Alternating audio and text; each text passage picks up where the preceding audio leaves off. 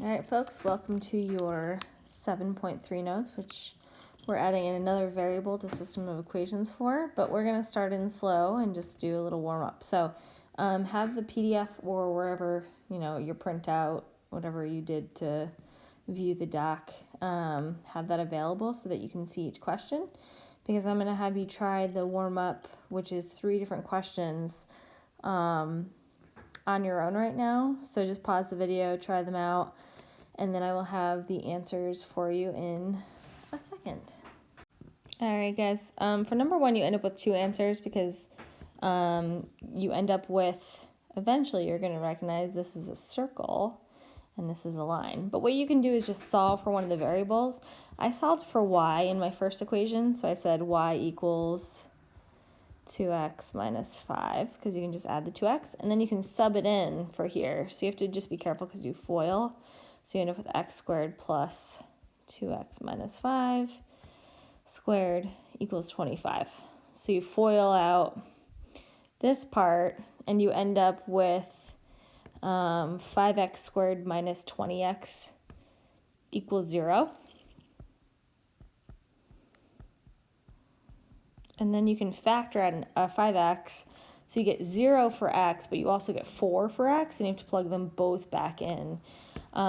I tend to want to plug them back into the first equation just because it's much easier to solve for the y value for, but you do get 2 answers.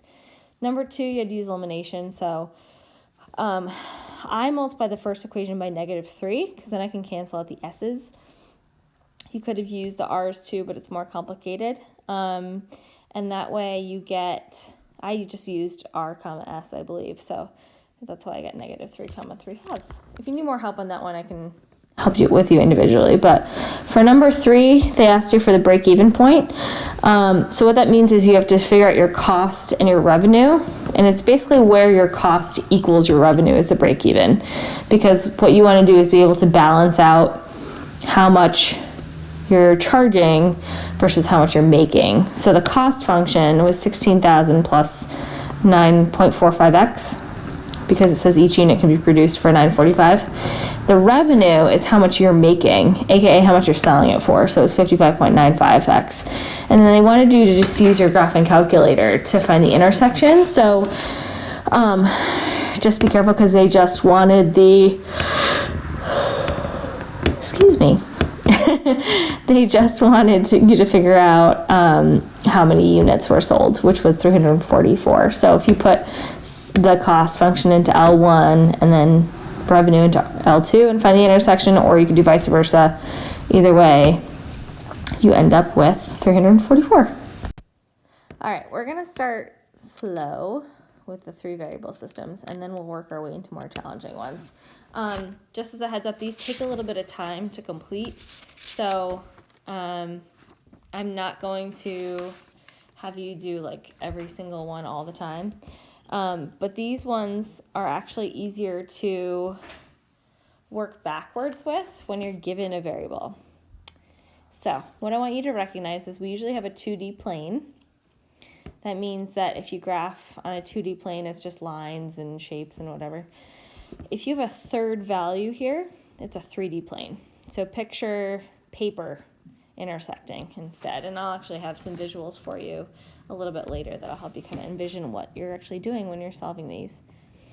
The nice thing is you can just go in alphabetical order. So we have x, comma, y, comma, z. So z I already have is 2, which is super helpful because now I can just plug it in up there. So now I have y, because if I plug in 2 for z, I now have y plus 8 equals 7, so y equals -1. And then what do you think I can do with both x and z? That's right, plug it into this top equation, so now I have x. So x minus 2 times y, and then it equals 9. So I'm just plugging in what my y and my z values are. When you solve all of that out, you should end up with, let's see, x plus 2 plus 6 equals 9. And then you end up with x plus 8. So x equals positive 1.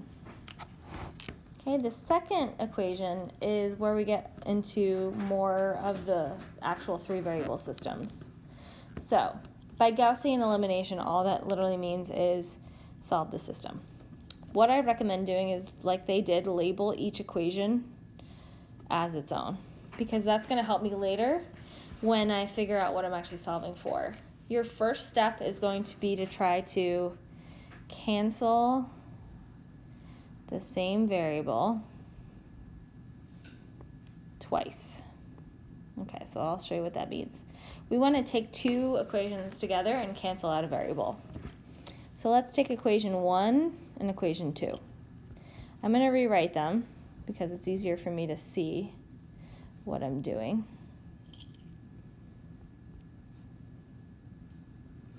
Okay, and I'm going to choose to cancel out the x value because I can see that that is super easy to cancel. So I'm adding equation 1 to equation 2. So now I get y plus 4z equals 7. So now I only have a 2 variable system. Okay, but I need another equation that's also 2 variables. So I can take either equation 1 and equation 3 or equation 2 and equation 3. But I can't do 1 and 2 again because I already used them, okay? So I am going to use, just for ease, I'm going to use 2 and 3. So again, I'm going to rewrite them.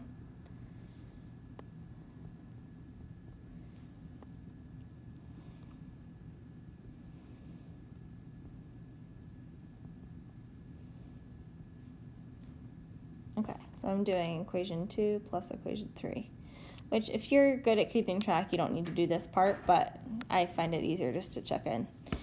Now, I can't just add the equations together because that doesn't cancel anything. However, I could multiply this equation by 2, and hopefully you can see why I chose that one instead of the top one now, because it's already negative. Distribute it through. I tend to just like rewrite it right under here.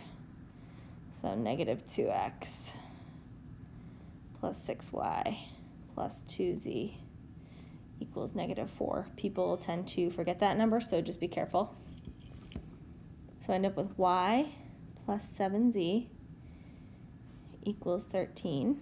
And now I have two variable systems. So now I can put these together. Okay, so I, again, usually like to rewrite just because I want to see what I'm doing.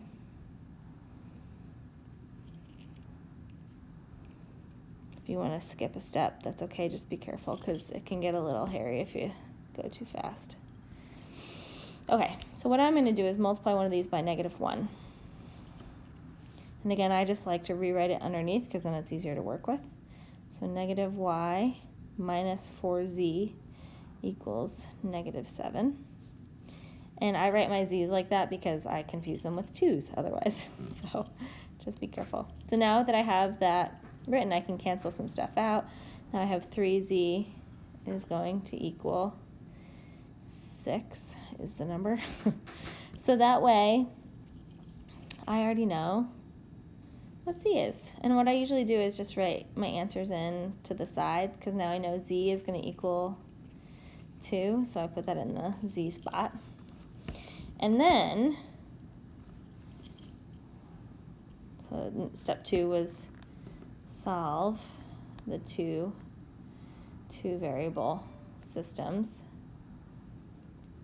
Okay, step 3 is just going to be to plug back in to find your other variables. Plug back in. Okay, and now basically we have what we had on the first question. So my recommendation is plug in the 2 for one of the 2 variable systems because otherwise you're going to have too many variables still. So it's very similar to the last question. So now I can do y plus 7 times 2 equals 13, and I actually get negative 1 for, oh wait, that was, sorry guys, you probably saw that I put that in the wrong spot. So the 2 was actually for z. Some of you were probably like, what is she talking about? The 2 belongs here for z. So that means that I can plug it in, and I get y is negative 1, okay? So once I simplify that, now I have x is what I'm looking for, but I had y and I had z. So now I can plug in both of those numbers for any of the original equations. I tend to choose one that's like the simplest.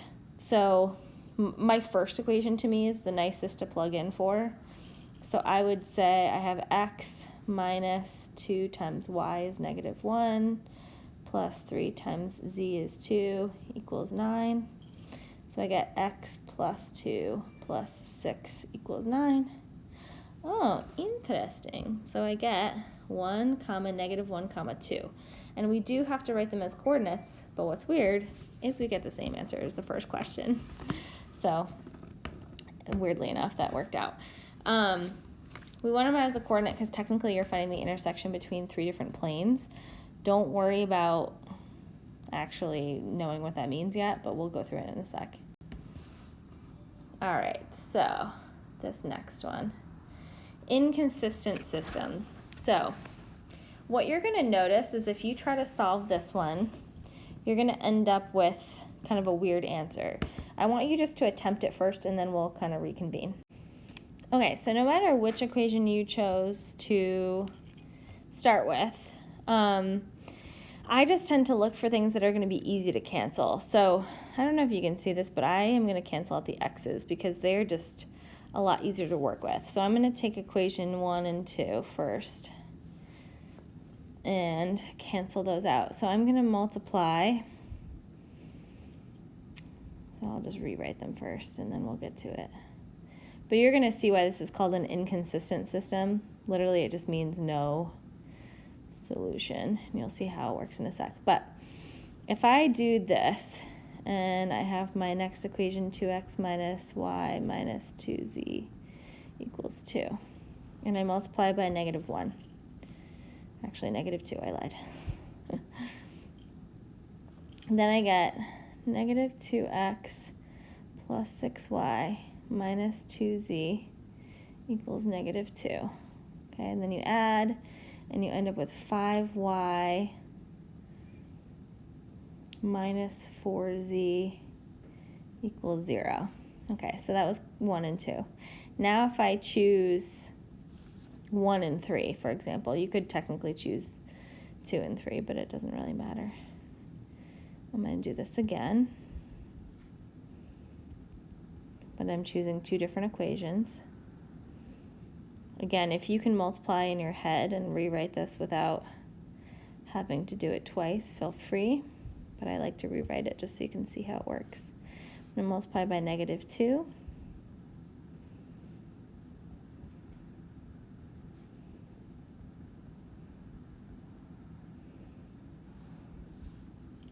What you're going to see is you end up with, let's see, negative 5y plus 4z equals 4. Interesting. That looks really similar to that. So what you'll be able to do is when you recognize that they match up, rewrite this one underneath like we were doing before. But then you'll see if you try to add these together, both variables cancel. So you get 0 equals 4, which is not true. So anytime you get that, no solution. The thing you have to be careful of is say you got 4 equals 4. That is true. That would be the infinitely many solutions scenario. So I want you to try example 4. See if you get something like 4 equals 4 or x equals x or something that makes sense, but it's not like a standard answer. That's when you have infinitely many solutions. Okay, so try out number 4 and then I'll have something up for you when you're done.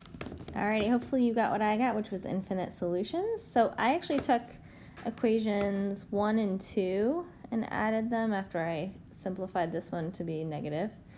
And then I took equation 2 and 3, which I tend to do a lot for some reason. But what you end up with is two variable systems, and then you get 0 equals 0, which it does, so that would give you infinite solutions. Now you can solve this a few different ways and still get the same answer. Just recognize that. So if you got something different, just be careful. I can always have you join office hours to let me go through it with you. Okay, so this next one, I'm actually gonna have you try. It's a little different, so check it out. The answer is at the bottom, so I'm gonna have you try it and then just check that you got the right answer. So pause the video, show your work. If you need me to go through it with you at some point, let me know, but you have the answer key, so hopefully you're good to go. So just pause the video, do it out, and then we're gonna move on.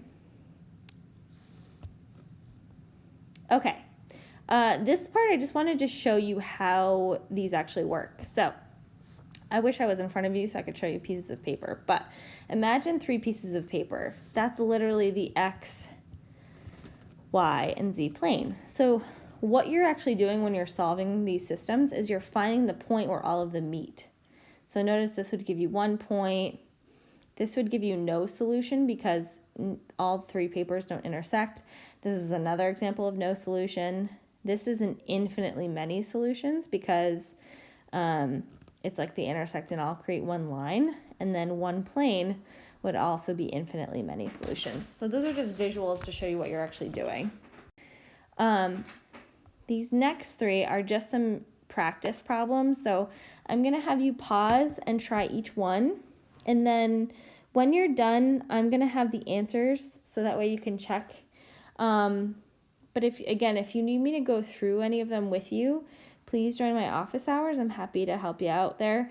Sometimes it's hard to see with these where you went wrong if you did go wrong. So just check to make sure you're distributing through everything, and then I can always look at your work with you if you didn't get the right answers. But pause the video, try them out on your own, and then when you unpause, I will have the answers for you. All right, so problem 1 was 2, -3, 3, then 1, 2, 3, then no solution. So next class, we're just gonna do a little bit more practice, but with some applications. So if you're struggling with this, please just let me know, and I'm happy to help you out. I am gonna give you a lot of practice on Wednesday as well, but I'm gonna give you a little bit of textbook homework that won't be due until tomorrow night, so Tuesday night. So feel free to try it now. If you want to just get it all done and out of the way, that's fine. But basically, it just gives you an opportunity to do it when you're available. Have a great rest of your day.